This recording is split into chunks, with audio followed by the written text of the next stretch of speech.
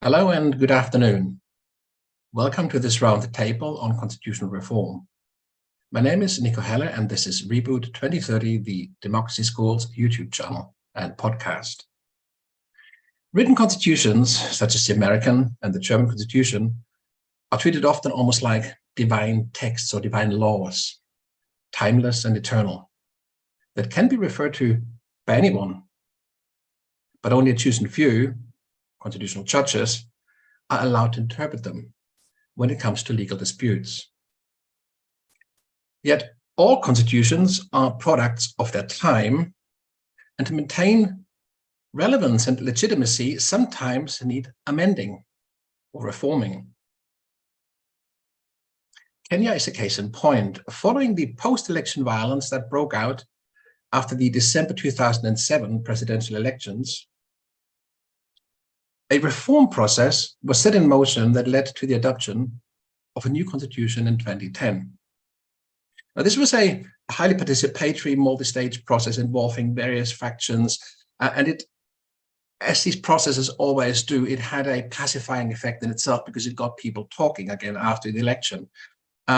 So there's always that, but and of course we don't know what would have happened if that reform process hadn't taken place. But there seems to be a kind of a consensus that it contributed significantly to the stabilisation of Kenyan democracy post-2007. So these processes, apart from providing some like a compass for the future, they are often also quite useful to work through legacy issues to do with the past. Now, in this round table on constitutional reform, we look at three very different settings or contexts: the US, a mature or old democracy, with a whole set of issues which most of our listeners would be quite familiar with. This highly polarized society, and there kind of issues around populism, the issues around sort of radicalization, but really, probably more importantly, there is an increasing difficulty to even come together around what would have been considered issues of national interest in the past. So what seems to be happening in the US at the moment isn't just in a way undermining or affecting American democracy, but it is actually really in some ways diminishing the American nation and its standing in the world. So one of our discussants will hopefully make a very strong case for reform of the American Constitution. We also look at the European Union and the reform attempts and processes there. And the EU has got its very own sets of issues. I mean, it is quite different from the US in a sense that it is very much driven by national interests, and it's a very different political environment compared to the US. And of course, the kind of the shift to the right and the kind of the rediscovery and the rise of nationalism in Europe, in France, in Italy, in Germany, across, like Poland, Hungary, and so on and so forth. There's massive strain, of course, on the EU and a kind of an increasing difficulty to hold it all together. So some people believe that a reform of the European settlement also is necessary to hold the EU together and to guarantee its future. Finally, we look at Mali, a very, very different case. It's of course a highly fragile state, and the issues there are quite different. Much more comparable in some ways, but not in others, to what happened in Kenya, what I referred to earlier on. So we'll be talking about the scope for and possible impacts of constitutional reform within these specific contexts, and share insights gained and lessons learned within one of the contexts to see whether they can be applied or shared useful in other contexts. So with me today are John Davenport, who is Professor of Philosophy at Fordham University and the author of Saving American Democracy, The Case for Constitutional Reform in the US. In fact, it was this book and sort of previous conversations I've had with John that kind of, triggered the idea over the kind of the impetus for this roundtable to start with. So, John, thank you very much for being with us today. With me also is Ali Al-Hajj Sleiman, and he's quite different from the other two discussants because he comes very much from a practitioner's perspective, and that is so welcome. Ali joins us from West Africa, and we will learn more about his experiences there in Mali with the referendum and all the rest.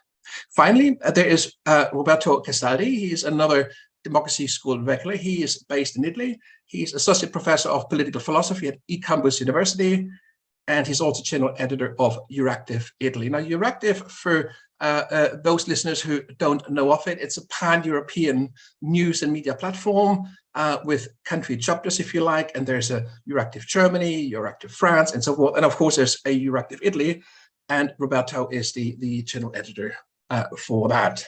So I can see that my discussants are all here, so I will invite them straight in.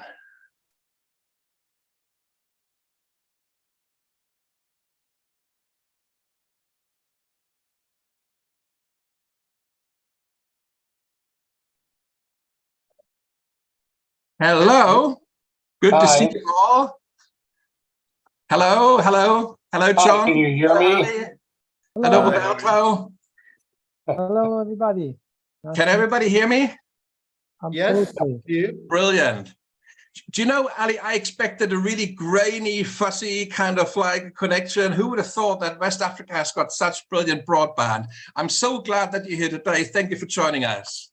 You are welcome. You are welcome. Actually, we have a very stable internet here in Mali. That's brilliant. That's brilliant. Thank you very much for being with us. Now, let's go straight in. We've got quite an agenda, and we've got very, very different perspectives on this whole concept of constitutional reform. I said this already. It was really conversations with John Davenport that kind of triggered this whole round table, because he's been promoting his book, but more importantly, he's been sharing his ideas on the challenges the US faces, you know, and how, and he's been really drilling down in his research to kind of understand how these challenges might be related to the constitutional settlement in the US. In other words, how structural factors may account to quite a significant extent for the problems that the US is facing politically, and I probably would add morally as well. But I mean, this is a sort of a separate debate, and of course, John, he's an expert on moral philosophy, so maybe, you know, that can sort of feed into the discussion as well. John, let me dive straight in. In your latest book, you make a strong case for constitutional reform. It's all about saving the American democracy. Now, let me ask you this. Why does the US need a constitutional reform? I mean, you know, who's to say? And what kinds of changes do you have in mind? Now, try to keep this really quite short if you can. I'll have a follow-on question. But I'm really keen to understand what's the core of your argument here. Well, I think the perception is spreading very quickly and widely in the United States that things are deeply wrong. Although Americans have, in the last 50 years, since our last round of constitutional reforms in the 60s and 70s, they've grown quite wary of any talk of constitutional reform. They're no longer familiar with what that looks like. I think, nevertheless, people are realizing, wow, we're in deep trouble. We're in a kind of downward spiral here. And in my view, when you do drill down into what the root causes of this sort of phenomenon are, you find problems with our legislature and with our elections. And, you know, they're really quite deep. In the case of the legislature, it's a number of factors put together. The fact that we require this supermajority threshold in our upper chamber in the US Senate to pass almost anything is the filibuster. It's what we call it, right? The endless speaking or threatening to speak to delay bills.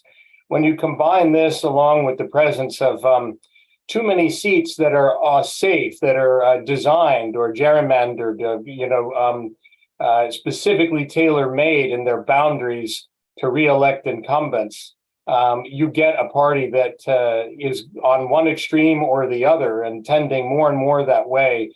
The system of primary elections here also reinforces that.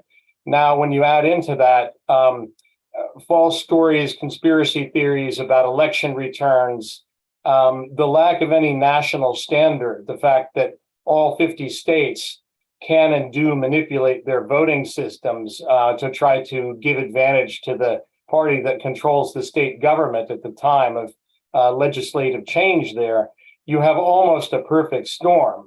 When you add in additionally a Supreme Court that's no longer willing to police those things, that won't enforce any longer the Voting Rights Act that we passed in the 1960s, which was reaffirmed almost unanimously by the US Congress, believe it or not, when George W. Bush was the president. But now we have all of these factors kind of converging. Too many people in the public don't believe the election returns aren't sure, and they're easily manipulated on that score. So we're in real trouble. I don't want to take too much time, but I could point to a couple other factors related to just the education of citizens. The fact that there isn't really any national standard in our educational system just to make sure that citizens know even the most fundamental basic things you would think that anyone has to know to make this system work. So we're in deep trouble, unfortunately. It's very sad to see. Okay, so of course, this is one could argue, and I'm being sort of like, if you like, the devil's advocate here, one could argue this is a distinctly democratic point of view, and it's a kind of, in a way, a partisan view on the subject. Republicans would probably argue, oh, that's not entirely the case. Can you make a sort of a national interest argument around your proposal that doesn't draw on a particular perspective, but that sort of looks at the impact the current situation has on the United States democracy and also its standing in the world? Right. Well, if you just think about big, what I call real world problems, problems that do affect ordinary people in their day-to-day lives, that have nothing to do directly with the intricacies of the workings in Congress, or the way that the different administrative bureaus try to enforce the laws or the Supreme Court polices them, but rather, just the fact that the national government really isn't able to do much anymore to address new problems as they come up. Republicans are also affected by the wave of storms and heat and other weather-related crises that are impinging more and more on people across this continent. This last season has been extraordinary and looks set to continue in this direction. There are parts of the United States where homeowners are no longer going to be able to even buy insurance on their properties because the danger of wildfires, the danger of storms, hurricanes wiping them out has grown just so large that insurance companies can no longer write this sort of coverage. Now, what about rising income inequality? Despite a few gains in the last couple of years, income inequality and even more wealth inequality continues to rise steeply in this country. More and more people feel like the system is rigged against them. Higher education has become unaffordable for probably half the country. There's no solution looming to the enormous overhang of student debt that we have. Our medical system is still incredibly lopsided, despite all the efforts of President Obama. There's still millions of Americans without basic medical care. And this drags, of course, on the economic productivity of the nation when you have too many people sick who are unable to get preventative treatment, but only able to go to emergency rooms in a crisis. We have the long-term problems of immigration that many Republicans care deeply about, and that concerns, to be frank, many centrist Democrats as well. How are we to absorb so many people so quickly? A problem that Europe is obviously familiar with as well, and the disturbances, the waves that this causes in political feelings across the continent. There are just so many of these problems. Americans look to Congress, and here's the difficulty is they don't understand why Congress doesn't act on these issues. Okay, they know that maybe they wouldn't get everything they want, but why can't there be a compromise bill or legislation I mean, it took us over a decade just to get a bill like that to build new bridges and roads and upgrade our train system. So, which will take years to spend all the money appropriated for infrastructure. But that's an exception. I mean, even to do that in 10, 20 years is a rare thing now. People just don't understand that the system is now set up so that the two major parties have strong incentives to pretend that they want to do something, and then to blame the other side that they couldn't do it. So in short, we're suffering from the lack of a parliamentary system here. We have almost the opposite problems that you see in parliamentary systems, like, well, the one that Spain finds itself in right now, right? How to form a coalition government.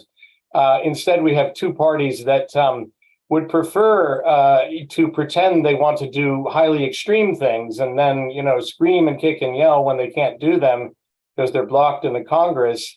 If they actually could pass the legislation in their platforms, well, they would have to, put up or shut up, right? They would have to put their money where their mouth is, phrases the Americans love, and do what they said they were going to do.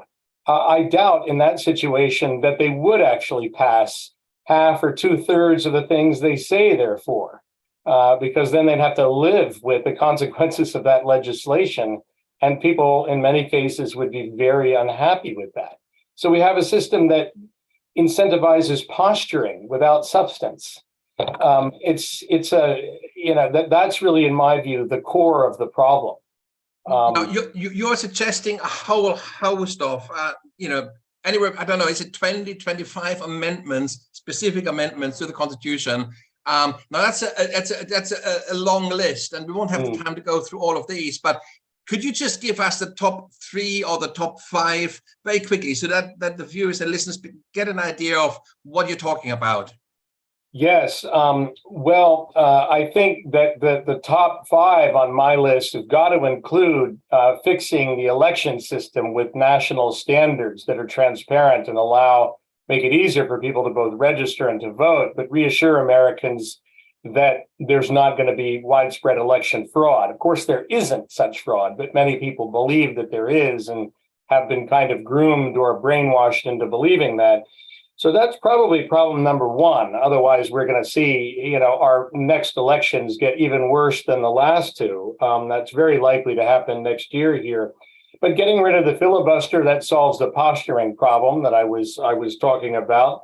Opening up our primary elections so that it isn't just the smallest fifth of the public that's controlling who really gets to represent them. Making elections for Congress more competitive by ending gerrymandering is also very high on the priority list. But after that, I would probably put the education that Americans need to understand the basics of their government, what here we tend to call civics education.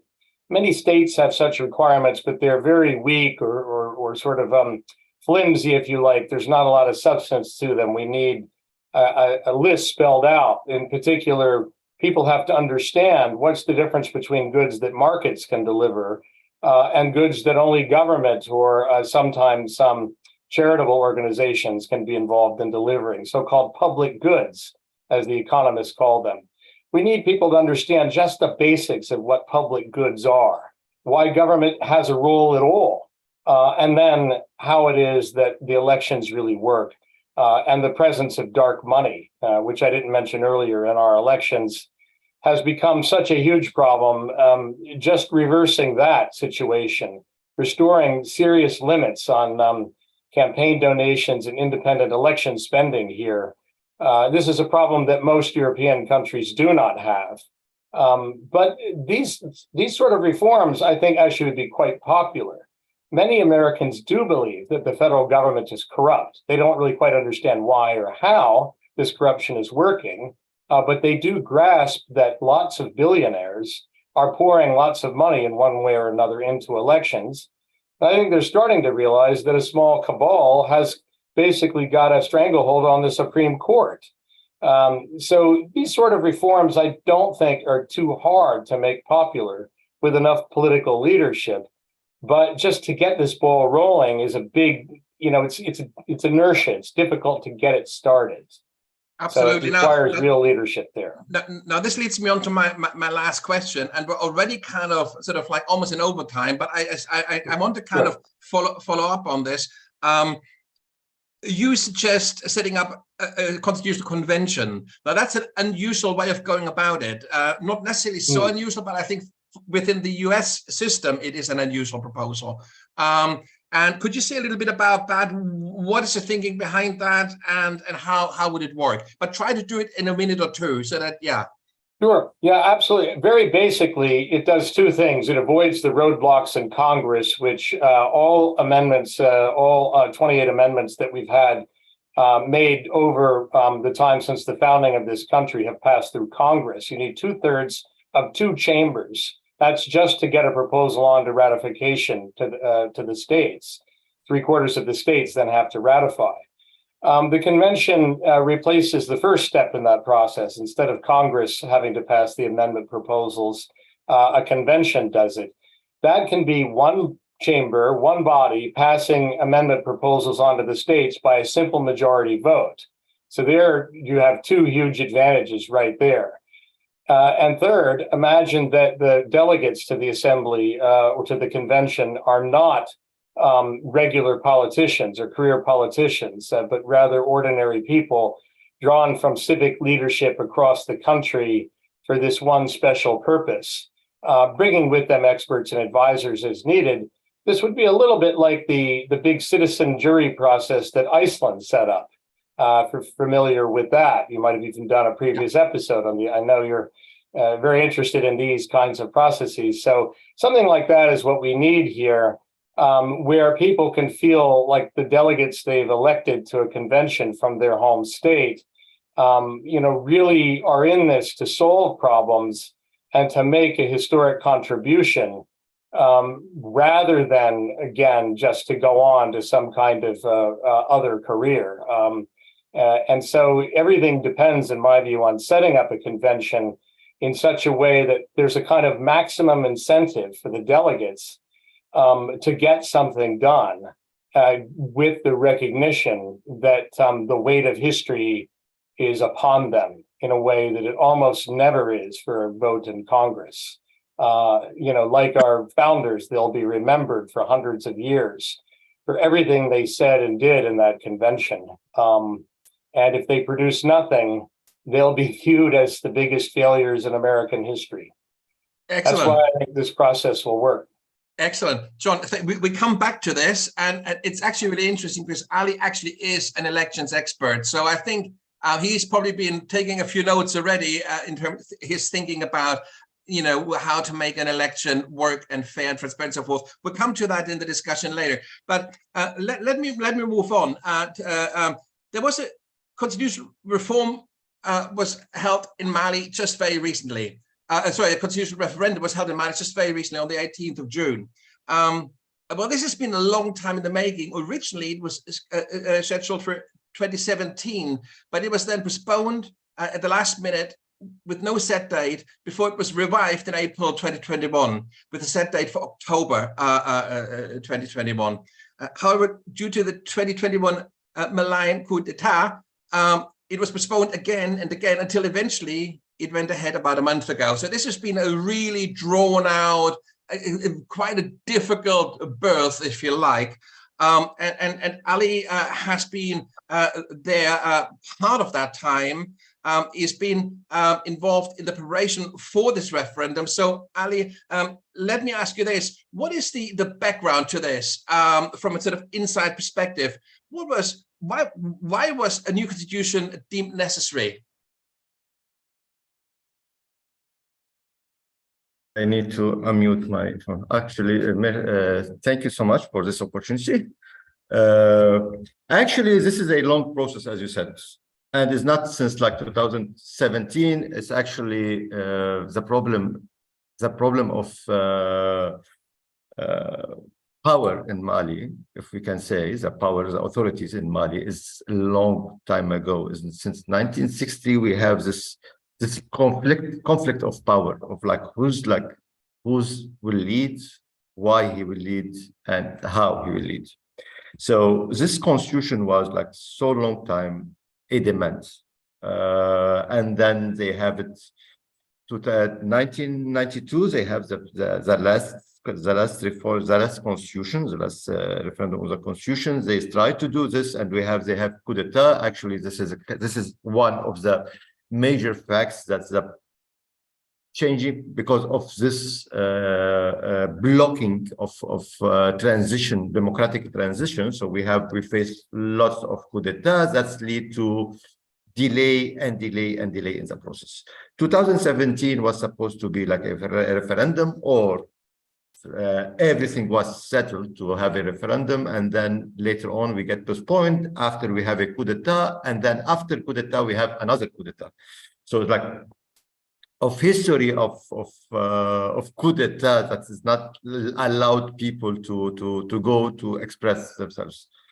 And we need to also to take the aspect of the country. It's not only about democracy and it's about culture and about history of this country. So what's work in United States that doesn't work in Mali, what's work in Germany doesn't work in Mali. There's like different point of view, and democracy is not one aspect in if you can make it general. So yes, first of all, if I want to say in the past 2 years after the first coup d'etat until now, we have the political dialogue was like one little bit, like one main major of this like delay. Then we have because the political party, we need to agree also that the political party here is not well established as in the other countries. So like the political parties in Mali, we don't have like real ideological political parties that they can lead or they can take the lead on this process. So it's like with we are relying more on some personalities that are like trying to do this. After the pass of Soumaïla Cissé, one of the politicians here in Mali, we don't have really someone who can take care of the political aspect in the country, or to take care about a political dialogue in this country. So because of this, we have this delay. Then we have the sanction that's CEDAW, and actually, when you are admit or when you recognize a coup d'etat, you need to recognize also their authorities, and you need to recognize their time frame. You cannot recognize one aspect and let the other like. So this is also of understanding. So they want a coup d'etat, they recognize coup d'etat, but they don't recognize what will happen after a coup d'etat. And that's is like one aspect to lead to this like misunderstanding about a transition. So the transition here is not completely, but at the end we had a referendum. Probably is not the best constitution in the world. Probably if this constitution is somewhere else, it will be the worst. I will not judge it as a good or bad, but at least now we can say that we have a social contract between Malian, and this is one who will lead also later on for amending this constitution. This is the first step. You can amend. Let me interrupt here for 1 second. When we spoke before, not too long ago, what I was really fascinated by was the diversity of that country. Exactly. I think listeners and viewers probably aren't aware of this. When they think Mali, they probably think a homogeneous population, exactly. But it's not at all. We have here 18 national language in this country. We have 18 national language. To bring 18 diversity to one table, sit to one table to discuss. Probably they will. The first thing they were thinking about is not democracy, is not who will take the power, is an official language of the country. Because I'd imagine behind those languages would be tribal traditions. The identity. No, it's the identity of the people. Their language is their identity. They are like, they're now officially now in Mali that the French is the official language. Okay, but they don't consider it as their national language. So now it's like all the discussion before the the referendum, it was about what we want as a national language. What will be our national language? It will be the Bambara, it will be the Tamashek, it will be the Arab, it was exactly. And that is like the big question, because behind this question is the identity of all this diversity. So when I said this is a first step, this constitution is not the last step. Because we are not, I'm not talking about well-established country at Germany, United States, whatever. I'm talking about a third world developed country like Mali, who's like now in the beginning of their process, hopefully. At the end, I hope, and at the end is not in our hand. But actually to have a social contract between this 18 diversity on some aspect that lead also to mitigate violence between different ethnicities, like it's something good. So later on, yeah, later on, it's a process. And it's a process, because now they have so much difficulties of poverty, difficulties of like now terrorism, they have like insecurity, country is divided in two.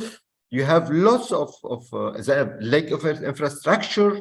You have lots of things that you need to deal with. This transition will not stop even after a elected government. This transition needs to be part of ages and ages. So probably I will not be surprised if after 5 years we need to do an amendment on this constitution to go to another, because usually I agree that all the constitutions at some point they need to be amended. One constitution is who gets written in 1918 probably is not suitable to like 2023. They're like. Absolutely, Ali. Let me just ask a sort of a follow-on question here. I mean, the government in Mali is not very strong, and I would imagine that outside of urban centers, it is probably close to non-existent. So how do we have to visualize this constitutional process? Who were the different stakeholders, and how were they brought together? What was the actual the structure? Actually, it's like, okay. Actually, at that time, we don't have this like we have like with the assistance of the MINUSMA, the assistance of the Burkan and Tokiba, the most of the country was secured. So the terrorists wasn't have a stronghold somewhere where we cannot go. So even in Timbuktu, I visited Timbuktu, I can go there. Probably I can go to the Timbuktu region, the city, the capital of the region, but I cannot go to the other like area, urban, like, okay, but you know, at least I can reach somewhere. So they hold like Assise Nationale de Refondation, they hold like public consultation. It wasn't perfect. At the end, we cannot ask some perfection from anyone, but at least we have some point of view. What let me make this statement that till now, after like on the 18th there was the referendum. After 5 days we have the primary results, and then we have the results like almost 1 week ago. We don't have appeal against the results as a result. Probably we have appeal in the court constitutionnel against some logistical, technical, something like this, but we don't have a real like disagreement about this constitution. Like we don't have like major things. At the end, I know this is like probably if I'm holding this election in the same aspect in another country, it will not be transparent, but this is the culture here. So the culture here, when we are talking about tribal culture, when we are talking about tribal leader culture, when we are talking about all this, we need to take this in aspect. So like secrecy of voice, I know that in the tribes, they don't respect the secrecy of vote. So they like, even they nominate the tribal leader to go to vote for them. So I cannot tell people, no, you cannot nominate someone to vote for you. So now, my understanding is, Ali, I mean, in most of these processes, there's some carrots and some sticks. There are incentives and there are penalties.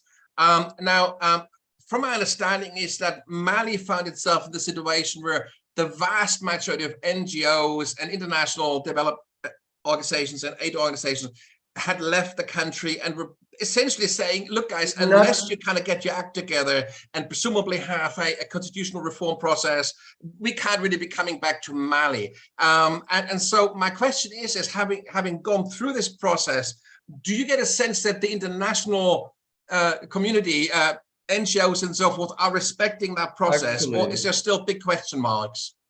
Actually, what can I say? Like, not all the NGOs or international NGO left Mali. We have lots of NGOs stayed here. In the beginning, it was French affiliated NGOs. So NGOs was funded with the French funding, and since then, like, they're asking all the NGO about their source of funding, because they have this political problem with the French since long time. It's not new in the history. And then we have this problem with MINUSMA. And this is concerned only the peacekeeping mission, is not concerning all the other agency of UN, because I know that, because we had like a close conversation with all the actors here, that I know that most of the logistic or humanitarian works that MINUSMA was taking care of now is handled to the other NGO like WFP, UNDP, WHO, and the others. So for sure, the withdrawal of MINUSMA in the country will create a great gap that I don't know if the government could fill this gap on security first of all, and we have an economic situation that will created by departure of 12,000 soldiers from the country. So, and then we have before the 5,000 of Burkan and 3,000 of Tokuba. So, like, we are talking about around 20,000 soldiers who left, who will be leaving Mali. So yes, it will have an impact on the security. What's the position of the government in this moment? The government says they are ready to do this, but I don't know. I have some doubt, but I cannot question their ability, because I'm not close to the security sector. So, like, hopefully they will be well equipped, or they will have some assistance to do this. Till now we don't know. We are waiting to see the situation on the ground. We still have like 6 months to observe the impact of the MINUSMA withdrawal from the country. But yes, I think. And then we will have now. It's like, if we are going to the chronogram, to the election chronogram, we need to have like local election. It's like very hardly to happen. Probably we'll go directly to the presidential election in 2024, February to 2024. Probably at that time we have some sort of stability. Excellent. Well, Ali, let's pause it here for a moment. I mean, what we've seen is the stark contrast between what's, like your situation in Mali and what it means to reform or write a constitution, compared to the situation that John faces in the US, which is fundamentally different. But we will come back to this later to see whether there are some fundamental truths and fundamental insights that might not still apply across. We come to that. But let's move on to our third speaker, Roberto. Roberto, the conference on the future of Europe was a citizen-led series of debates and discussions that ran from April 21 to May 22 to enable people from across the opinion to share ideas and help shape the EU's future. Although not officially built as such, many observers saw this initiative as a first step in a constitutional reform process that some hoped, and I think you may well be in that group, would ultimately culminate in the creation of a fully fledged federal or supranational democracy. Roberto, you've been closely involved with this conference, and you've been following it ever since. Tell me, what were the core demands or recommendations coming out of the conference on the future of Europe? And leading on from that, what has happened since? Is this gathering momentum, or is this being kicked into the long grass? In other words, is this kind of being bogged down by all kinds of maneuvers? Over to you, Roberto. Well, basically, the conference started very late due to the pandemic. and initially started very slowly. But because of the pandemic and the European Union answered to the pandemic with the next generation EU, the first time that we had European debt to have a solidarity and recovery plan, and because of the Russian invasion of Ukraine, this took momentum at the end. And basically what the European citizens asked were three things. First, to increase the competencies of the European Union, because with these events, they realize that the European Union, very often we have a debate in which we say the European Union should do this or should do that. And then people realize, yes, but health is not a competence of the European Union, it's a national competence. Foreign and defense policy, the European Union should do this and that, but this is a national competence as well. So the first thing was a request to increase the competence of the European Union. The second was to increase the powers of the European Union, because very often in the past we have a transfer of competence that was not matched by any transfer of power. For example, with the Maastricht Treaty, we created the common foreign and security policy. The only problem is that we did not create any institution, any power, any decision-making system to really have a European foreign security policy. So there is this title, but the first things that happened was the Yugoslavian war, and each European country went its own way, those that were for Serbia, those for Croatia, those for Slovenia, and so on. So to increase the competence, to increase the power, and third, to increase the democracy. Because people realize that one of the reasons why sometimes we have competencies but we don't have power is on those competencies in which we have kept unanimity as the decision-making rule. So there are competencies in which the European Union theoretically can take a decision, but only if all the 27 member states government agree. So if there is just one government, let's say Luxembourg or Cyprus, so a small country, that's, let's say Luxembourg has 300,000 inhabitants out of half a billion inhabitants of the European Union, it's enough to prevent any decision. And this is not an hypothetical issue, because for decades, for instance, Luxembourg is a fiscal paradise and has blocked all kinds of legislation against fiscal paradise. So there were 300,000 people that were preventing a decision by 450 million. So this was a key request. Get rid of unanimity, strengthen European democracy, which means on the one hand, strengthen the power of the European Parliament, which is the only directly elected institution vis-à-vis the intergovernmental institution where the member states government sit, strengthen the European Commission role as the parliamentary government of the European Union, and get rid of unanimity. This was a main request, because essentially the European Union is a strange beast, because because usually a state works in the same way across all competencies. The specificity of the EU is that on different competencies, it works in different way. So if we think about the monetary union, this is works like a federal system. We have a European central bank that takes decision by majority, and that's it.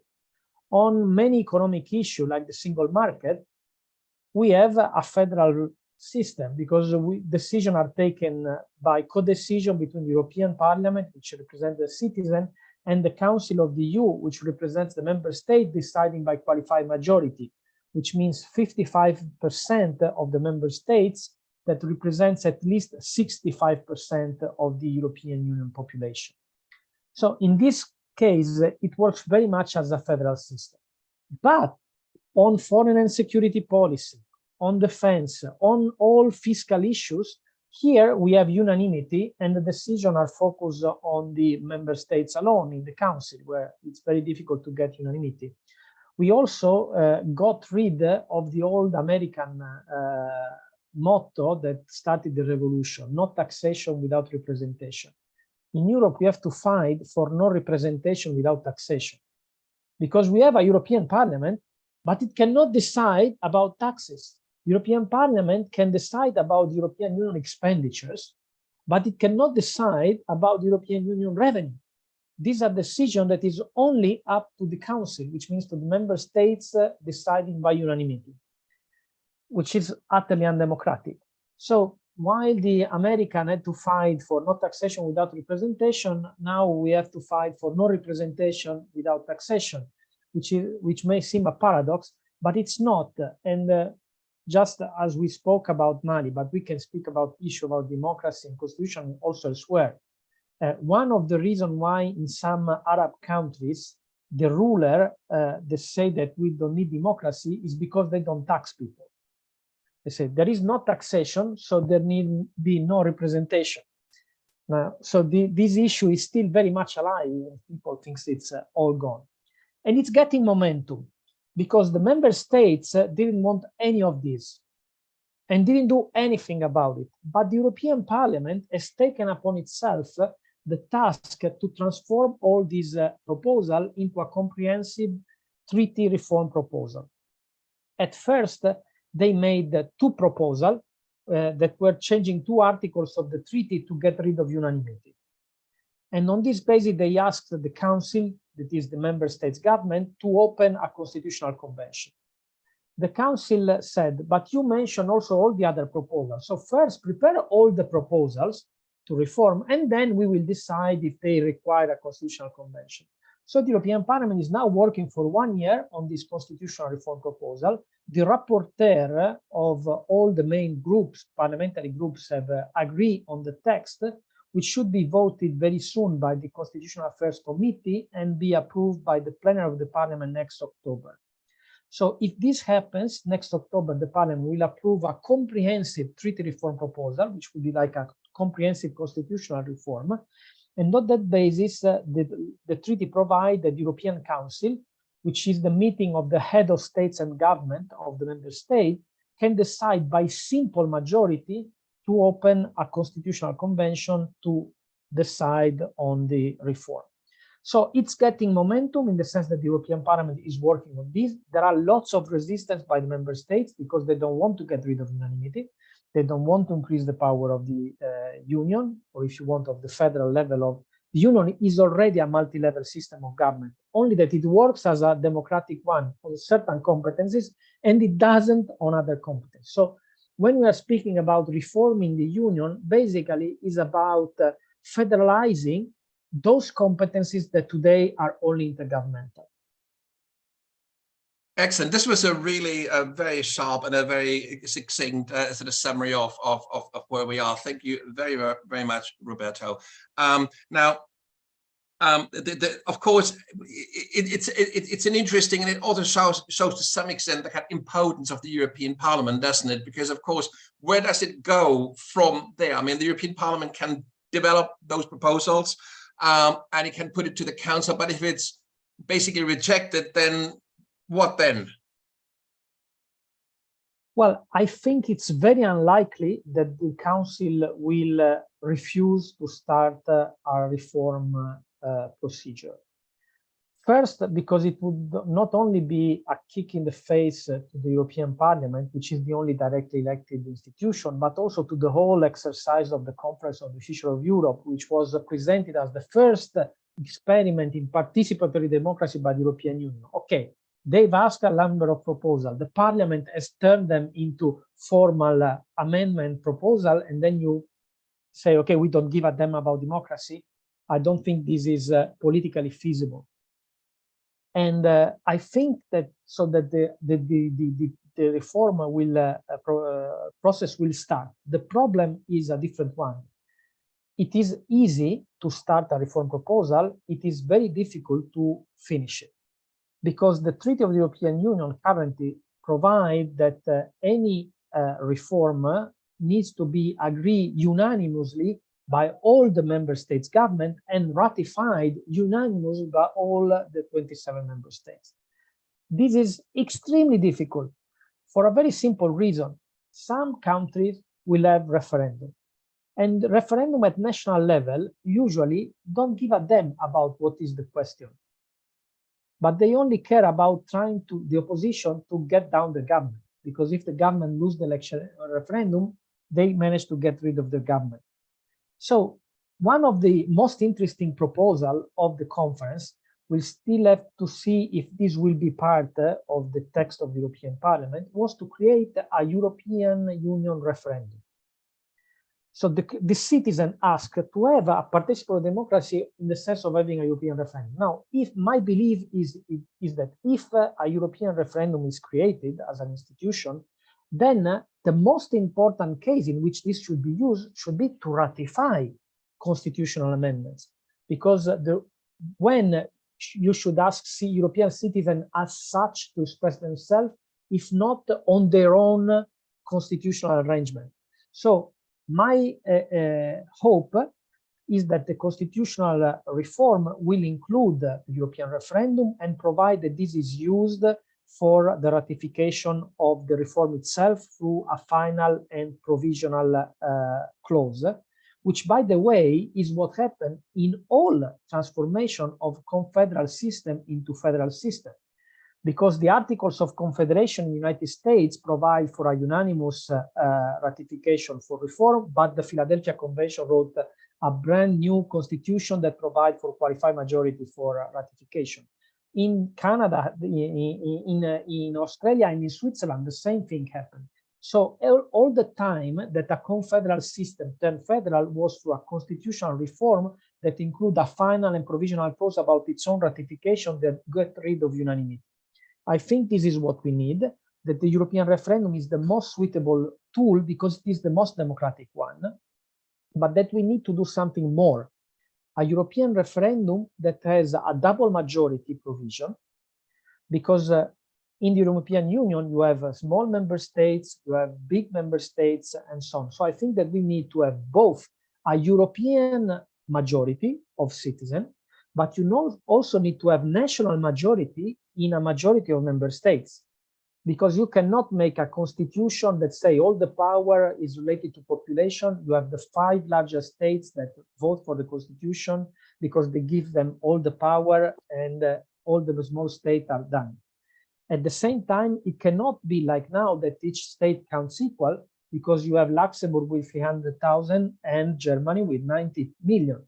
So if we have a referendum with a double majority, I think this it would reflect the federal nature of the union as a union of citizens and of states.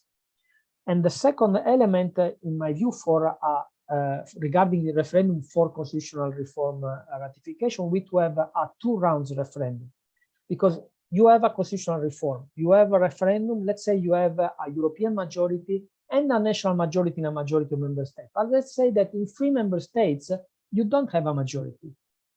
In this case, they should be given the chance to vote again within 6 months to decide if they want to leave the union, which is possible through Article 50, or if they want to ratify. This way, they can make a reasonable choice. If they really don't like the new constitution, nobody is obliging any member states to remain in a prison. The European Union is a union of citizen states, so they can quit the union. Or they may decide that they prefer to accept the constitution rather than to quit the European Union. So I think that this would be the most important institutional innovation if we manage to get it done, because this would create a feasible constitutional process that would allow to reform even the new constitution further in the future if needed. While now we are unable to make any reform because of the double unanimity about deciding on the reform and then on the ratification of the reform. There's one, if you like,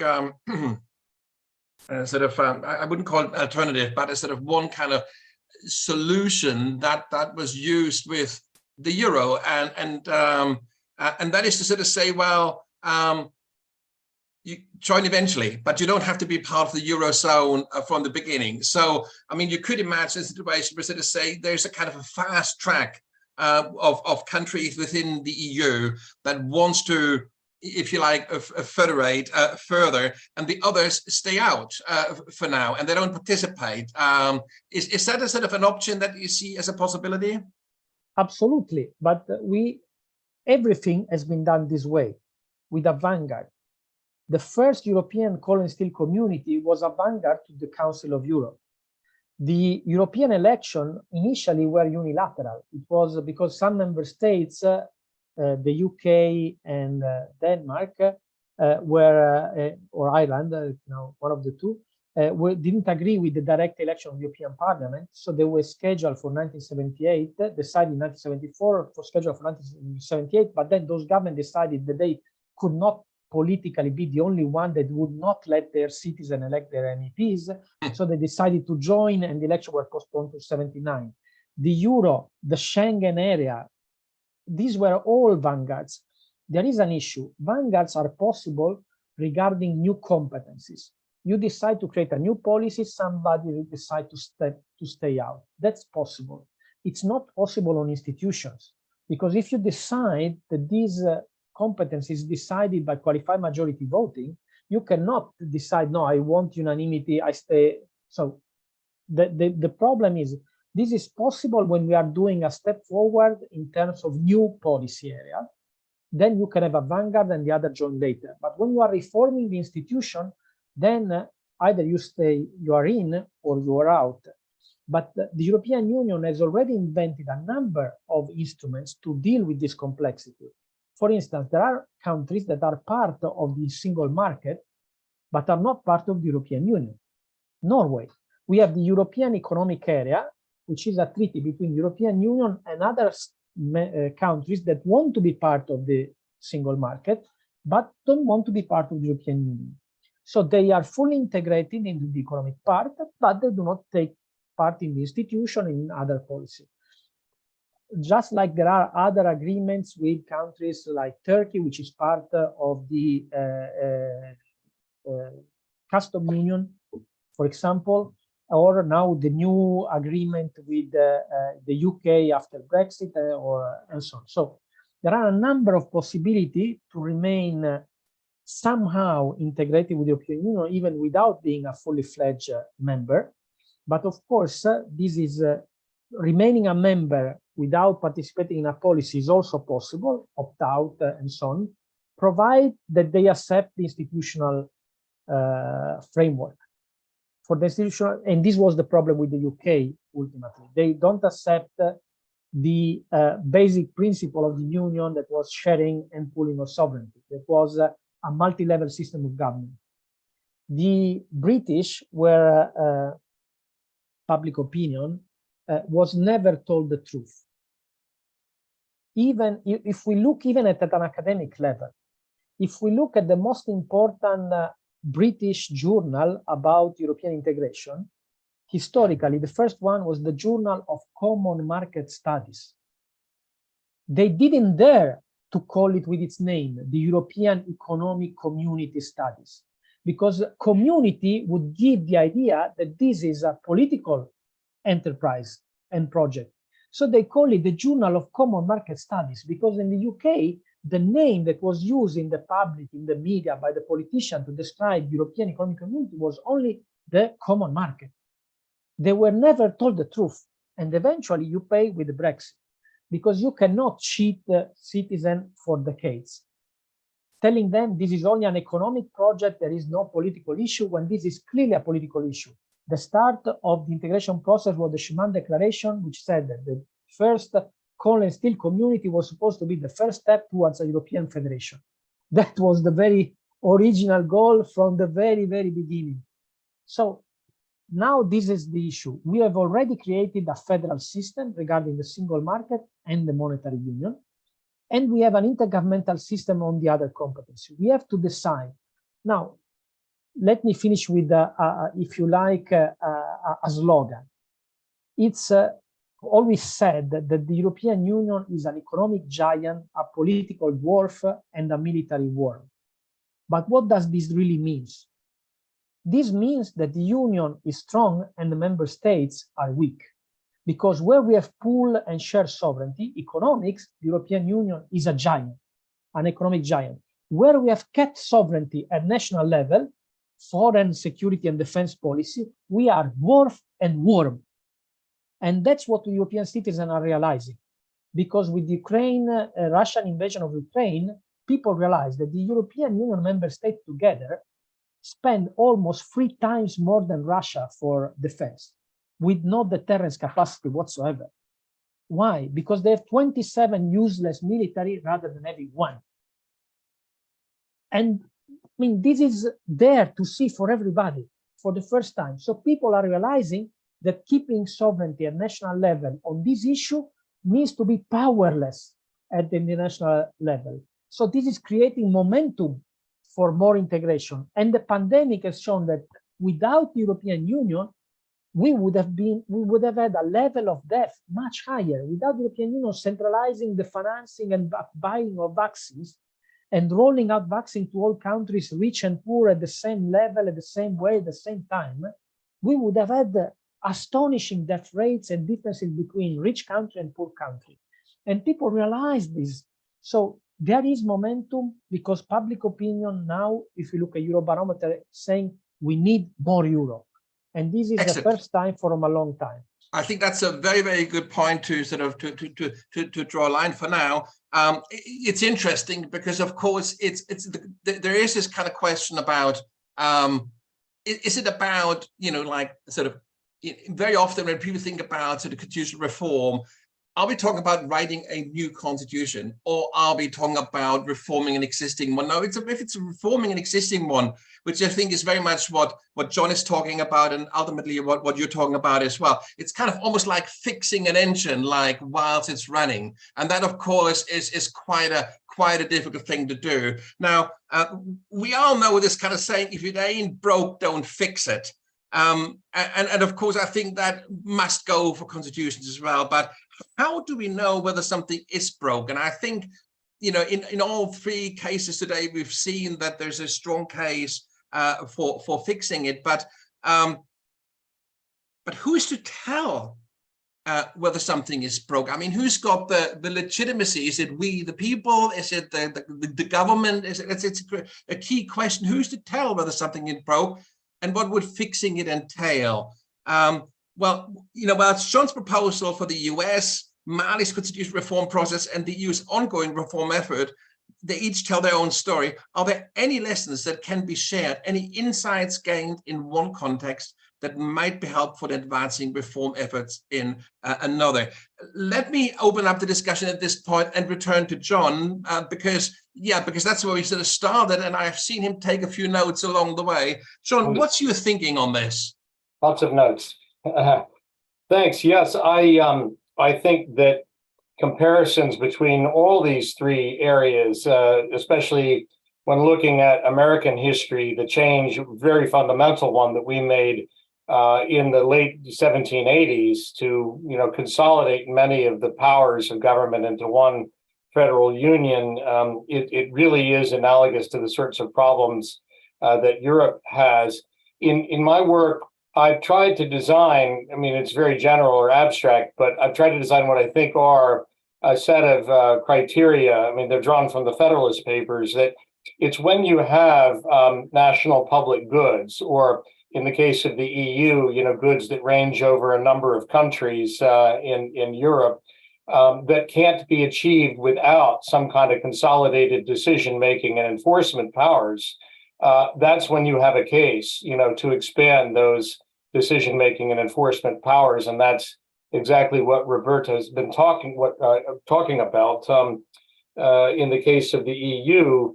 So you can use that as a kind of criterion, but, you know, for citizens to understand it, they have to be educated about what public goods are and why some have different scopes, and why some, in some cases, they're needed to correct free rider problems and not in other cases. So, sorry, this is getting a bit theoretical, but if we take, for example, you know, the cases where, as Roberts was describing, we have partial participation, like the economic union and the Schengen area and so on.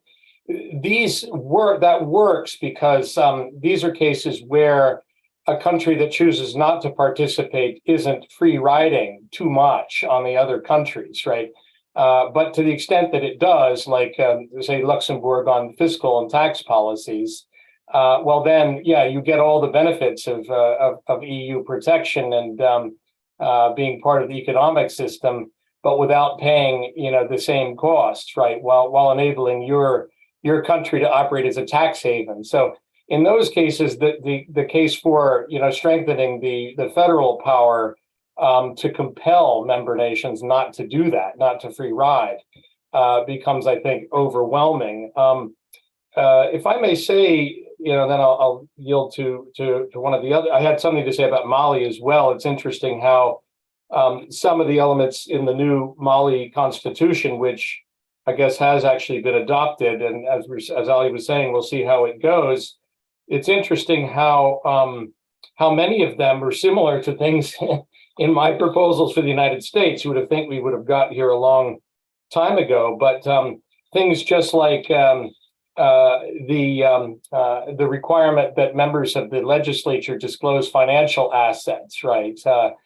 Term limits on Supreme Court justices, some limit on the president's control over who is on the Supreme Court. There are a number of just kind of very commonsensical things in the new Mali constitution that really, would be interesting for Americans to read about this. I might have to try to write something up on this. But in the case of the EU, and I'll stop, I would say that what's ultimately made the US federal system work up until now, where we are really entering a crisis phase, is that single nationalized power, of the armed forces and military policy. And if I could just wave a magic wand and allow Europe to have one new federal power, it would be that, right? I feel like, in the face of the ongoing crisis in Ukraine and the growing, it seems likely to continue to grow, the challenge from Russia, that pushing that one reform forward, I assume that European nations wouldn't easily give up their own national militaries right away. But if one could also create a Europe-wide military, right, with assets that are, I guess, directly at the disposure or at the control of the EU Council or a military secretariat, as was the original hope with the UN, actually, that would really work wonders. That you would have not just a forces that has to be cobbled together, ad hoc when there's a particular crisis from different European countries, where you're going to have that free rider problem, but every country contributes, a certain portion of this military proportional to its population and its economic means. And that means, helicopters, aircraft carriers, of which Europe needs more, planes, and so on, right? It's got to be sharing of personnel. And you could probably get a lot of this done on a volunteer basis. That, to me, would really strengthen Europe. Well, I would like to bring in Roberto once more at this point, because we've had this discussion about a year ago, Roberto, and your idea is still stuck in my mind. You elaborate on it. Just want to say what I'm referring to. You have two powers within the EU that are particularly, if you like, they should be at the forefront of making this possible. That's Germany on the one hand and France on the other. Now, I explain why I say Germany and France. Germany is clearly the kind of economic powerhouse in Europe and has got the money. Now, France has got some money too, but what they really do have is a seat in the Security Council and nuclear arms. They are now the only nuclear power within the EU after the UK has left. Now, at this point, I hand over to you, Roberto, because you have developed a really interesting idea here how that should work. Well, just like the monetary union was ultimately the Europeanization of the Deutschmark in exchange for European acceptance of the German unification, to have a political union, we need to Europeanize the UN French seat and nuclear force de frappe. So the obstacle for political union essentially is France.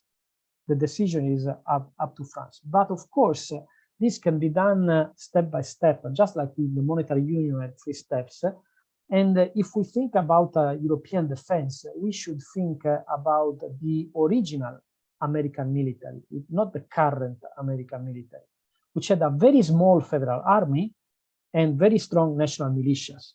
But it had West Point, so all the training of all the cadre, both for the national militias and the federal army, were done together, so that when the Federal Army needed to call on the national militia, they would have the same strategic thinking, same weapon system, and so on and so forth.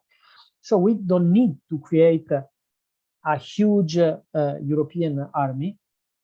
We need to create a control and command center, a training center, a rapid reaction force, which is permanently European, and then able to coordinate the national military as we have now.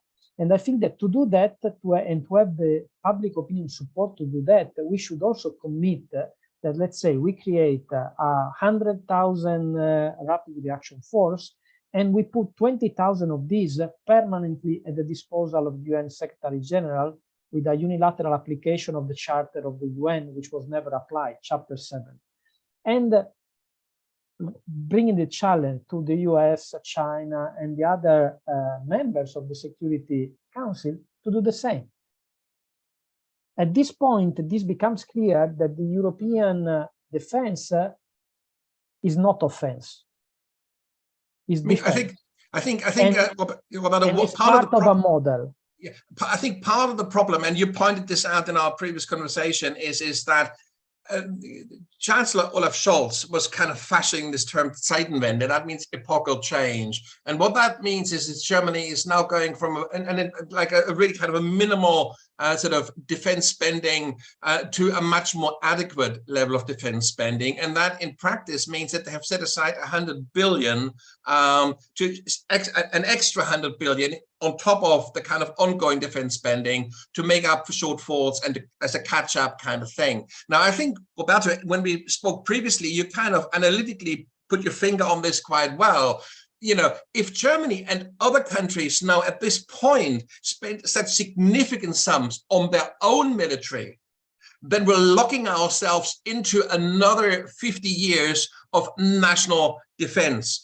What should happen at this point is that these large sums are being spent in a much more coordinated fashion. Isn't that what you were saying? Yes, yes. But the issue is that to do that, we need a French decision. Because the point is, if France, the German, may be willing to use, and in fact they did. I mean, the German government said that part of those money could be used, for instance, for the French nuclear deterrence if this was Europeanized. The point is that France government didn't give any reply. So this is a short-term vision by France, because France today is the largest military power in Europe. But if Germany decides to invest 2% of GDP really in its military, plus 100 billions una tantum or every few years, then it can catch up quite quickly. And at that point, it will not be France to be the guide and the leader of the new European defense. While if they do it now, France will be the leading country. One of my idea in a technical point perspective is that the only way to do that is we need to overcome American hostility. Because the United States, I always say, they are very much in favor of European defense integration, provided it does not create any form of duplication compared to NATO. Now, this means that you cannot create a command and control center because you already have one in NATO, which is what we need to create a European defense. So my view is that we only have one chance to Europeanize the Eurocorps. The Eurocorps, it was the development of the initial Franco-German brigade. Now there are also the Netherlands, Spain, Poland, other countries inside the Eurocorps, which essentially is a command and control center based in Strasbourg. So if we Europeanize that, we are not duplicating it. We are taking something that already exists, but rather than being small things between a few countries, it's Europeanized, for example, through the permanent structured cooperation on defense, which is a tool of the treaty. At that point, we can create a European defense as part of a European pillar of NATO. Because, of course, NATO will remain the main pillar of European security. The problem is that in order to go ahead, basically, we need to be afraid of somebody. Now, Vladimir Putin is helping Europeans to decide that we need some more defense integration. And for the first time, we use European Union budget for military, for buying ammunition, to provide help to Ukraine and so on.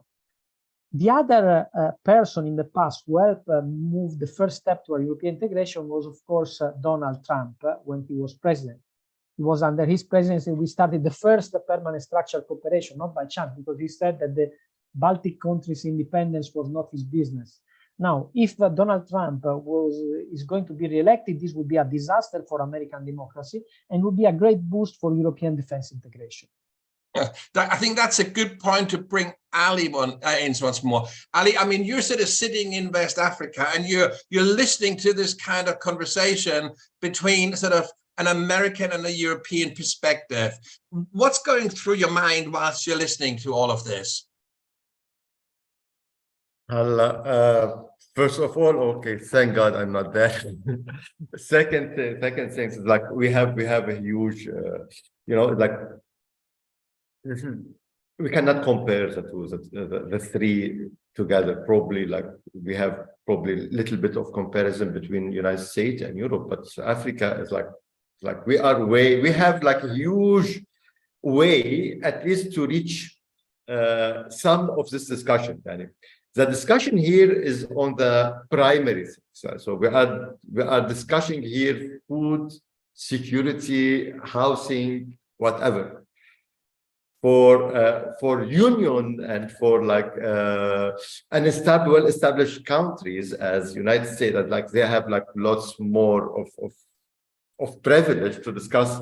It's not a privilege, it's a rights. But for the Malian here, if I want to take into consideration the Malian here, they are like thinking about their own food and security before thinking about all this like contribution to any ECOWAS, even CEDAW, ECOWAS, or African Union, or whatever. So the things that we have a long way we need to cross it. For sure, they are taking U.S. an example as a presidential system, presidential system. But for sure, in United States, even with the difficulties that they have now, they have an establishment that they are like provoking country from going to civil war, at least. Even if the president have a power on the Supreme Court or whatever, but we have some establishment who provoking to go to another catastrophic scenarios. Here in Mali, we are still thinking about the primary steps of what we can do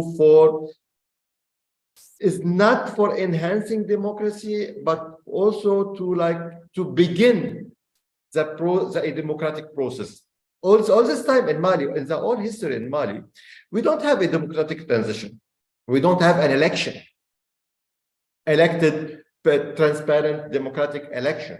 It's like we are changing power by coup d'etat or by like force or whatever, or but like manipulated election. So to start the road of planting some of democratic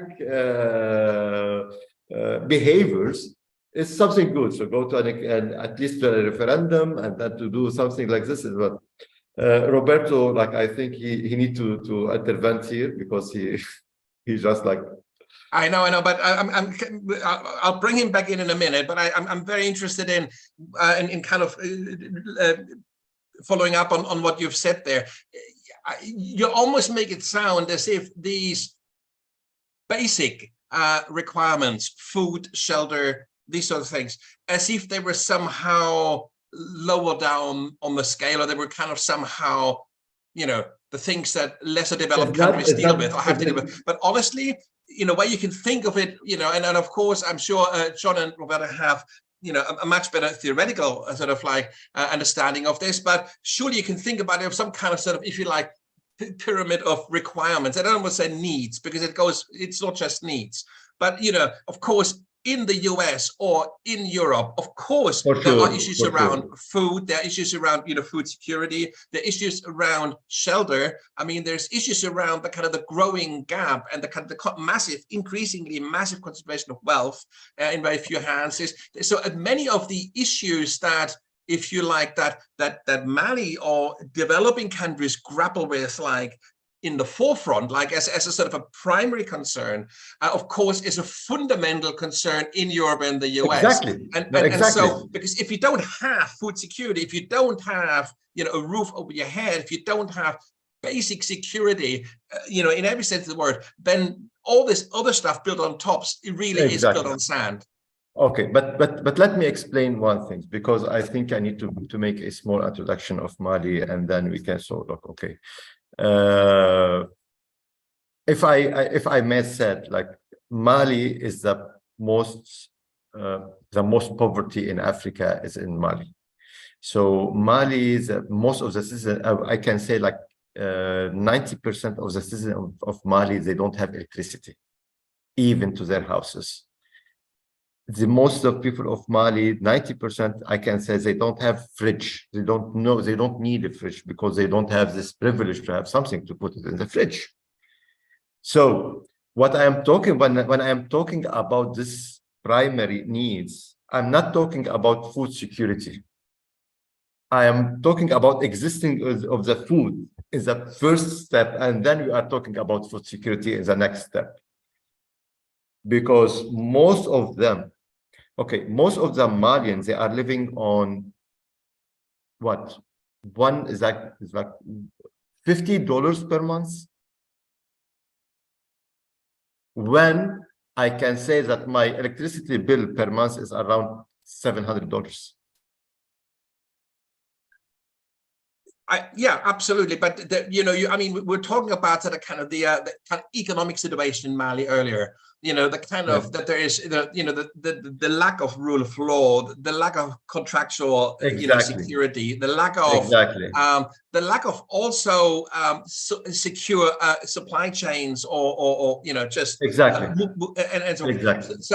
so these are all, of course, fundamental issues, and of course, once they're being addressed and solved, then hopefully more food will end up on, you know, on Mali's actually it was only an expression to show you where's the level of thinking. And now the Malian, if you are talking about the Malians, they don't care about the constitution. It's like, because of this, the participation was around 38-37%. Even if it was the fourth republic, the first constitution since long time, lots of people need it, or they know that they need it, but they don't care about it because they are like concerning about many other things. So the issue here is not only about what people need, what people want, what people need is not what people want.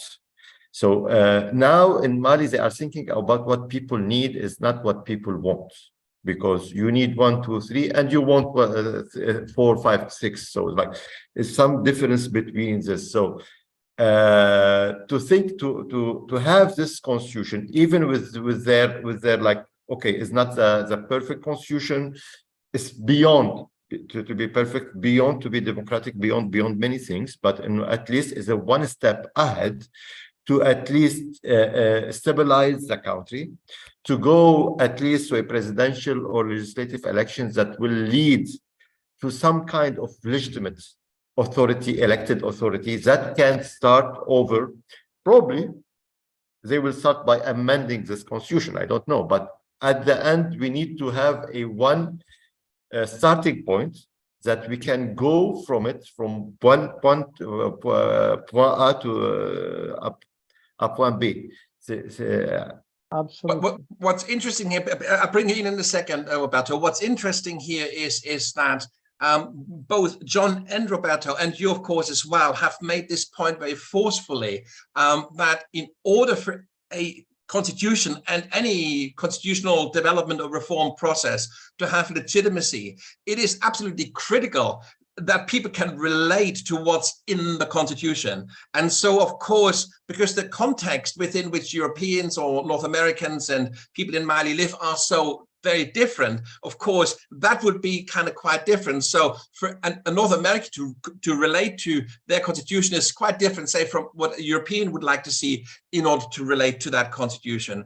But I think, Roberto, you have made this point quite strongly and quite clearly, why you think that, you know, that a reform process in Europe would be possible, indeed almost inevitable, because there is a sort of demand. It's kind of driven in some ways. Maybe you could. But I wanted to comment on Ali's point, which I think is very important for everybody to understand. You need first to have food and security. Because if you don't have to eat and you risk your life every day to be killed, you and your family, because there is a civil war, there can be no development. There can be no investment. There can be nothing. And this is what Europeans don't understand. When there is this discussion in Europe about financing, investment plan for Africa and so on, if you don't provide security as well, the money that goes there goes to buy weapons between the groups in the civil war. And this is true for Libya, is true for Mali, is true for all Ethiopia and so on. When there was the comparison with the Marshall Plan had two legs. You get the money if you accept the American military bases that would secure that the democratic regime in those countries would remain such by good or bad means. So there were two legs in the Marshall Plan, and people forget this. They only remember about the money. But today, Europeans are willing to pour money into Africa, but are unwilling to have a military that can help stabilize those countries, without which there can be no development. And this is the problem for the European. For the African, I think that what from the African perspective, they can learn something from European experience after the Second World War, where we also were not democracies, and we were trying to build ones. And the European integration was crucial for this. And I think that from this perspective, it's much easier to have a multi-level democracy than a national one. And the best experience for this is India. India has been the poorest country in the world for decades, with millions of people dying by hunger every year, and has remained democratic. Because to have an authoritarian term, you need to take control of both the federal government in India and all the government of the Indian member states. Just like development in Europe was very much linked to the creation of the European economic integration and creating a larger market. So from that point of view, your reference to ECOWAS and the African Union, in my view, is very important. Because if we want Africa to develop, it's very important to strengthen local integration. Because development is much easier with trade between countries at the same level of development than with countries at different levels of development. That was help European countries that were all rebuilding after the war, and helped them a lot while they were much behind the United States at that point. But by creating a custom union that defending them from American competition and creating trade among themselves, helped them reach the level of the US. So from that point of view, to stabilize any attempt of democratic transition in all countries in Africa, trying to build and to strengthen those regional integration, I think it's very important. It's not a federal system like was India, nor is integration strong as was the European one, but is the element that you can try to use to stabilize a little bit the situation, to put some pressure against authoritarian terms and so on. So I think that when we think about democratic transition, we need not to think only in national terms, but also by exploiting what we have of regional integration in Africa, in your case, the ECOWAS and the African Union. Roberto, I think this is opening really a very interesting discussion, but it kind of, I think, goes beyond the scope of this discussion for a number of reasons. For starters, I think when you look at Africa, you have to take the colonial history into account. And also when you're putting boots on the ground, when you're putting troops, armies into countries, this isn't always a way of stabilizing a country. Just think Afghanistan, think whatever. So, I think that kind of whether Europe should follow up with a kind of a military kind of response on aid, I think that would be very, very, in some cases that makes sense, but I think it's a whole debate and it's a very difficult one to square. I don't think we should go in Africa militarily. I think that we need to have a military that if there is a country that requires stabilization help, we are able to do it. It's a different thing. Oh, I think, Roberto, absolutely. But I think the general recognition is clearly there that you need rule of law and that you need security. as a basic, and you need enforceability of law, of course, as a basic condition for development. The question just is how you get there. And I think that is a very, very difficult one, especially in Africa. But John, maybe you have some ideas here. Yes, maybe I could just lay out a scenario for you, which would be a kind of a wish, you know, a hope for countries like for Mali and other countries in West Africa and the Sahel region that are struggling. So imagine that in the case of Mali, that, you know, the new constitution is, you know, coming into effect. There's a presidential election. I'm a little worried about how strong the presidency is now going to be in Mali. I mean, clearly that's a reflection of the military leadership there. But you know, if that election goes on without a hitch, let's hope, and the new administration maybe, you know, bringing in some foreign aid to help with this, is able to start rolling out electricity to more households in Mali, so people actually see, you know, that this elected president under the new constitution is doing something. People start to believe in this institution and to care more about it. And then imagine a further step, which I think is what Roberto is sort of suggesting, that you know, that the ECOWAS organization or a broader organization of West African countries or countries across the Sahel even, and the far west of Africa, were able to create a customs union. And to, you know, slowly but surely build that up.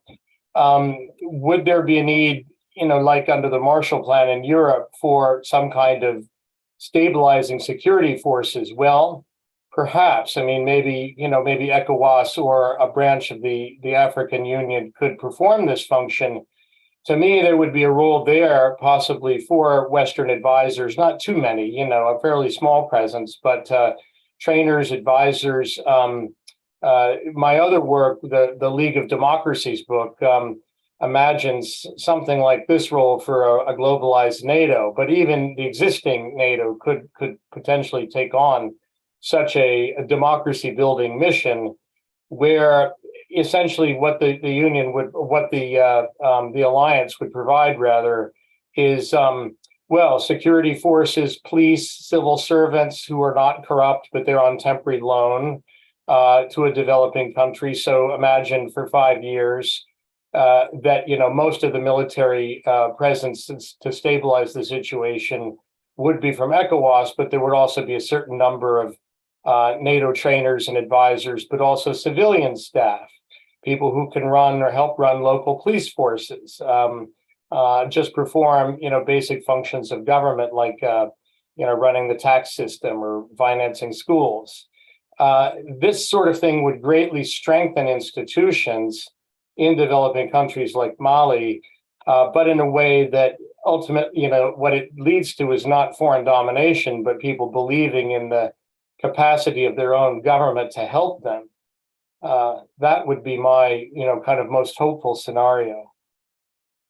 I think one of the problems, and I think, you know, Ali, you can probably say a little bit more about this, is in places like Mali, is that there's different sort of, like, if you like, frames of reference. I mean, this sort of constitutional frame of reference, the rule of law, is really something that, you know, Europeans brought to Africa in a way.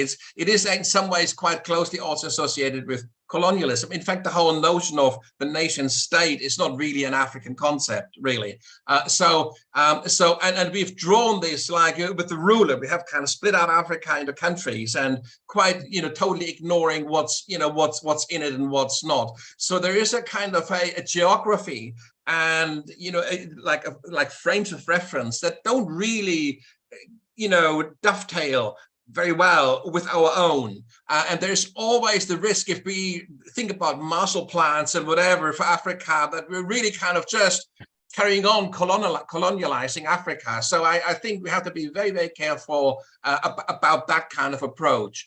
I mean, I think this is a great opportunity for Ali. I mean, what do you think? What would you expect of Europe or of North America to contribute? Actually, what is a meaningful contribution here?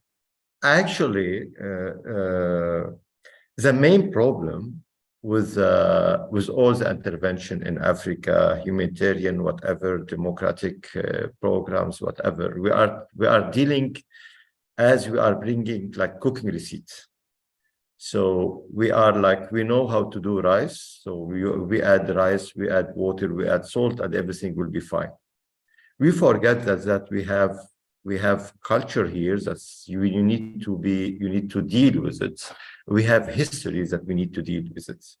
This is a countries with like thousands of years of histories that they are like having in their background. So they are like, you cannot change them with a receipt. The democracy is not a receipt. Humanitarian is not a receipt. It's not like you do 1, 2, 3 and it's fine. It's nothing you can build it in 1 and 2 or 3 years.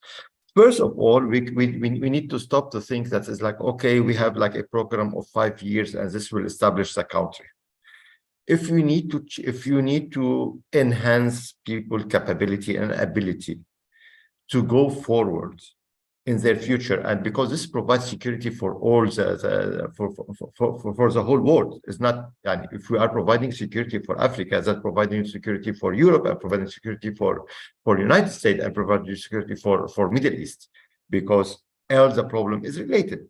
So when we are really trying to deal with the things as we deal with it in our own country, so we have a strategic plan to have this, to help the economic of, I don't know, Mali, Cote d'Ivoire, Burkina Faso, the other country, because also we are relying on them in many things. We are relying on them in their minefields. We are taking everything as natural resource from these countries. We are like gold, lithium, uranium, whatever. We are taking from this country to enhance our future and to enhance our technology. So why we don't invest in this country as we invest in our country? If we are relying on them and they are relying on us, so let's make this partnership. As a partnership, it's not a program of 5 years. Okay, we'll give like 5 million euro to Mali to establish a democracy. It's not like this. You cannot establish democracy like this. You need education in Mali. You need to enhance the civic. You need to enhance the education system. You need to enhance the rule of law, and it's not in the American or European way. We need at least to know the history of the country. We need to deal with the culture of this country. So when we are dealing here with, like, when we were trying to find a solution for the 18 national language and on which language we need to have an official language. So it's like, okay, let's see. We can say, okay, all the 18 languages is a national language, but the language of work, it's this language. And we are told, okay, the French, because the French, everybody knows the French, so the French is the work language, but all the 18 language is the official national language of Mali, because you cannot like say, like, even if like 5% of the country is talking about in one language, you cannot exclude them. So this is the when we change our prospect of how to intervene in any country. We know we only 2 aspects of intervention. This is what we know in all the different. We have like troops, we send troops, or we have like this funding for 5 years, 3 years, whatever. How you can change someone if you are doing funding for 5 years for a program, and he have someone on his head every day since 20 years repeating the same things? You cannot compete. So if you need to do this, you need to establish a fundamental partnership, because this partnership, you will be benefit from many things, and they will be benefits from many things, and will be on the same level. And it's partenariat. Is not we are like contributing to enhancing their life. It's partnership things. It needs to be partnership. It's not need to be donors and someone receiving funds. And because this is the issue, because they are looking at all whites here. They are like the white people, the class, that we are the enemy, because Really, like there's no matter you are from Europe, you are from France, or you are from America, you are from Middle East, from Lebanon, where I am. So like, okay, you are white, so you are part of the enemy, because we create with our behavior here is this like logic of that we are here to like just to make charity for you, and that's what make lots of block on enhancing our partnership or enhancing our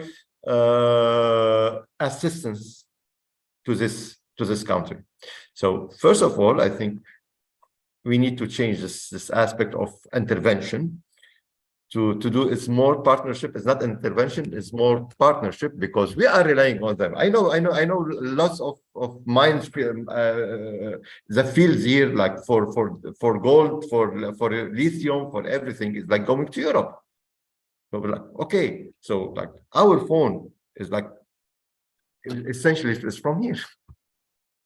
So, I mean, this is I think this is a very, very good point to like to reflect on. Is that when you say partnership, you really mean a partnership of equals, and you're not just talking about neighboring countries, but you are specifically also talking about what would currently be called donor countries, like European countries, or indeed North American countries. That's a very, very interesting, and of course the model that you can build from there is kind of quite different. And of course, built into this, and I think this is also really, really critical, is I think we are in the West, in the sort of like post-industrial West, in so many areas now, be it with artificial intelligence, be it with climate change, be it with all kinds of, we are actually now at a point where our old truths no longer seem to hold, where we no longer seem to have all the answers. So we're no longer the kind of all-knowing, highly developed countries, but we're just as much really in the dark about how to develop our own countries, how to develop our own regions. And of course, the problems we face are quite different from the problems that you face in Mali, but the mindset of having to move forward kind of, with one eye blind, I think applies to both of those countries. And that in a way creates a great basis for partnership. Now, I would like to now give both John and Roberto the opportunity to have a last few words to sort of reflect on what they took away from today's conversation, and then basically wrap up after that. Maybe I start, Roberto, maybe I start with you, and then I finish off with John at the end. Well, at the end of the day, constitution are a framework for living and for providing public goods. And different areas of the world have focus on different kind of public goods on the basis of the level of development. But at the end of the day, that's the issue. In Mali, it may be providing food, security, and shelter. In the European Union, it's providing a defense against the Russian invasion of Ukraine, or vaccines and the economic relaunch of the pandemic. But at the end of the day, it's about public goods. And the other issue is we'll need a world constitutionalism, because climate change and other problems have a global character, and we need some form of global constitutional to find out way to provide global public goods, which require collective action at the global level. This will be the next challenge we'll probably need to deal with. Roberto, thank you very much. John? Well, I agree with that. The League of Democracies proposal is meant to offer kind of a plausible way of doing that. It wouldn't include every country at first, but a wide enough network to create, secure ways of providing and securing most global public goods, at least. Let me just come back to Mali, if I may, for a moment. We're talking at, well, now the global level versus individual countries. Nico, I think you were exactly right to say that we've kind of in a way come back to being equally baffled or one-eyed blind. That was a good phrase. We're struggling so much, as the American case illustrates. I have great fears for what's going to happen next year. I have to be honest. I mean, we could get to a point where there's actually some kind of a real constitutional crisis, or or breakdown. The same thing may be happening in Israel. There's another example. Spain worries me greatly as well. But I mean, perhaps it would actually, in a paradoxical way, it might actually strengthen European countries and the United States if we could stop focusing so much on our own kind of internal hatreds, but also instead more on what we can do to help people around the world. And Ali, I mean, that point about like the white savior complex, I'm glad to say I think it's becoming more widely recognized in Western cultures. I mean, you may know this, but my students always say this to me. I mean, we can't approach this as white savior. We just come in with bundles of money. Clearly, this is one of the mistakes the United States made in Afghanistan. We're missing something in between. You know, we've got these rich donors trying to provide vaccine plans and so on. I mean, that's all good. And then we've got, you know, military presence, but both of these things can be alienating. It seems to me what we're missing is that sort of, you know, civil servants without borders. We've got doctors without borders. We've got big donors, but imagine, you know, that we could bring civil servants to try to help African countries in the course of development, so that, you know, in the worst case scenario, if a country is really struggling, it might be no more than, say, 10% of the civilian staff in different government institutions that would be, as it were, on loan from a, you know, from some kind of a global or regional organization. It could be ECOWAS plus NATO. It could be ECOWAS plus a European force, but something that doesn't just look like military. And we actually have, I think, at this point, both in Europe and the United States, we would have the potential to say, if you're volunteering to serve on this kind of a mission, 5 or 10 years even, you know, in, say, a West African country, we already do this to some extent with medical staff, right? With sending people when there's as with the Ebola outbreak in Liberia, Sierra Leone, and so on. So imagine that we could try to recruit people in Europe and the United States who weren't sort of quite as white as I am. Let's put it that way, right?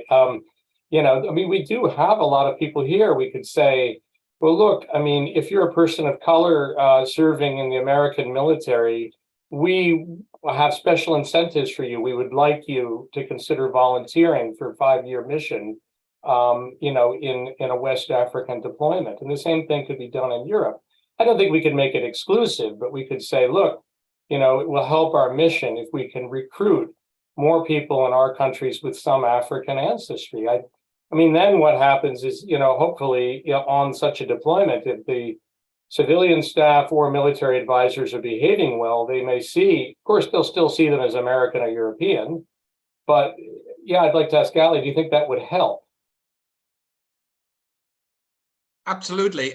I think you know, I think that is a fundamental sort of like insight we've all had in different contexts. I mean, I think I'm sure Roberto could tell us long stories about how the Erasmus program, for example, or other kind of like exchange programs, or there's a horizontal kind of like best practice thing going on across European EU member states, where at sort of local level, civil servants from one city or from one region would then kind of you know, enter into dialogue and often even kind of, you know, go there for some time around best practice. And I think this way of kind of sharing experience, of kind of getting a better insight, and it has, of course, the dual benefit of helping others, but also learning a lot more yourself as well. And I think especially the US, if I may say this, from a European or kind of a global perspective, can very often come across quite insular, because it's, of course, it's such a large, you know, continent, and, you know, there's no need for like the average American to ever leave his state or her state, never mind the United States. So I don't know what proportion of Americans ever have been to Africa or to Europe or to Asia or whatever. So all they get is whatever it is, you know, through the media. And of course, that often isn't enough. Could I quickly add something on this? Just very short, Nico. Yes. Sorry to interrupt, but see, that's part of what's in my mind, is that it would help Americans if they were sort of forced to get out of this country for a year or two at least. I mean, it's a kind of a serious problem, and we should probably require this of every American even in high school to spend a summer abroad or something. But imagine that we could promote, more civil service staff or, Americans who are maybe even in some kind of a military post doing foreign service. I really think it would help us internally. So this is not an unselfish proposal. And of course, I mean, I think probably, as if not more important, would be to provide scholarships and fellowships for African scholars, politicians, activists, businessmen, entrepreneurs, and of course, technocrats to come to Europe, to come to North America, to share what they know and to learn what we can tell. So to have that, but to really think of it as a two-way street, not as going there, but really as an exchange, as an equal exchange of equals. Thank you ever so much, guys. I think this must have been the longest Reboot dialogue so far. We're kind of getting close to 2 hours. I'm really, really grateful for having you all here. This has been an amazingly interesting conversation. May I say, if any of our viewers has managed to stay the course and is still listening or viewing, we will put on some more information about the stuff we talked about. So here's some homework, John, for you, for Ali, for you, and Roberto, for you. If anything you said is backed up with, I mean, of course, John, you've just come out with a book. You may have links to other books. If people want to read up about your stuff, it would be great if you could send me some links. Roberto, if you have got some information that, about the conference on Europe and you're thinking about how this is moving forward, please, again, maybe send me an email and I put them on below this video. And the same, Ali, if you've got any interesting stuff that our viewers or listeners would like to follow up on, please do. And of course, if anybody wants to get in touch with any one of us, I'm sure that can be facilitated too. Thank you ever so much, John Davenport, and thank you very much, Roberto. Thank you very much, Ali. It's been a great pleasure to have you today. Thank you. Thank you. Thank you so much. Thank you. Thank you. Bye-bye.